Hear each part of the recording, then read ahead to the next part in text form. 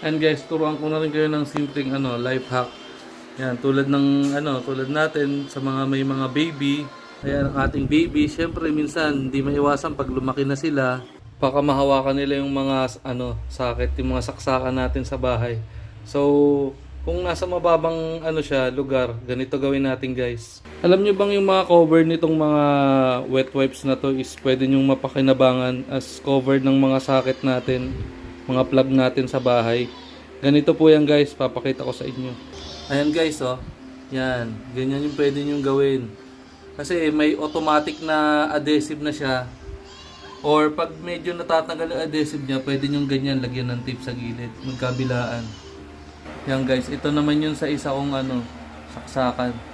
Bali yan, guys, 4 yung nilagyan ko. Ito yung iba, guys, oh. Ito, guys, yan.